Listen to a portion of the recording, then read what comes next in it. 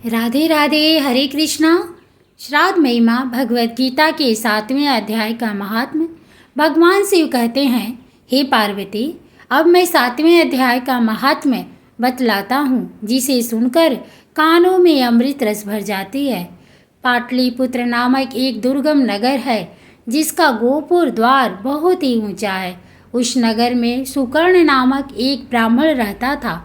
उसने वैश्यवृत्ति का आश्रय लेकर बहुत धन कमाया, किंतु न तो कभी पितरों का तर्पण किया और न देवताओं का पूजन ही। वह धनोपार्जन में तत्पर होकर राजाओं को ही भोज दिलाया।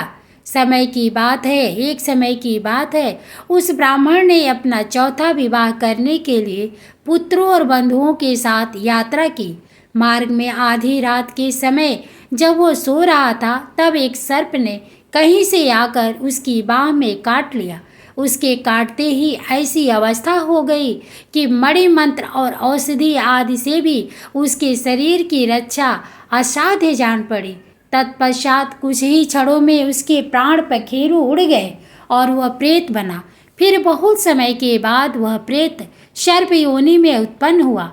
उसका वित्त धन की वासना में बंधा था। उसने पूर्व वृत्तांत को स्मरण करके सोचा, मैंने घर के बाहर करोड़ों की संख्या में अपना जो धन गाड़ रखा है, उससे इन पुत्रों को वंचित करके स्वयं ही उसकी रक्षा करूंगा। सांप की योनि से पीड़ित होकर पिता ने एक दिन स्वप्न में अपने पुत्रों के समक्ष आकर अपना मनोभाव बताया। तब उसके पुत्रों ने सवेरे उठकर बड़े विस्मय के साथ एक दूसरे से स्वप्न की बातें कही। उसमें से मझला पुत्र कुदाल हाथ में लिए घर से निकला और जहां उसके पिता सर्प योनि धारण करके रहते थे, उस स्थान पर गया। तदपि उस धन के स्थान का ठीक ठीक पता नहीं था, तो भी उसने चिन्हों से उसका ठीक निश्चय कर लिया और लोभ वृद्धि से वहां पहुंचकर बाबी को खोदना आरंभ किया। तब उस बाबी से बड़ा भयानक सांप प्रकट हुआ और बोला, ओ मूढ़, तू कौन है? किस लिए आया है? यह बिल क्यों खोद रहा है? किसने तुझे भेजा है? ये सारी बातें मेरे सामने बता। पुत्र, मैं आपका पुत्र हूँ। मेरा नाम शिव है। मैं रात्र में देखे हुए स्वप्न से विस्मित होकर यहाँ का सुवर्ण लेने के कौतूहल से आया हूँ। पुत्र की यह वाणी सुनकर वह सांप हंसता हुआ उच्च स्वर से इस प्रकार स्पष्ट वचन बोला, यदि तू मेरा पुत्र है तो मुझे शीघ्र ही बंधन से मुक्त कर। मैं अपने पूर्वजन के गाड़े हुए धन के ही लिए सर्प योनि से मैं उत्पन्न हुआ हूँ। पुत्र, पिताजी, आपकी मुक्ति कैसे होगी, इसका उपाय मुझे बताइए, क्योंकि मैं इस रात में सब लोगों को छोड़कर आपके पास आया हूँ।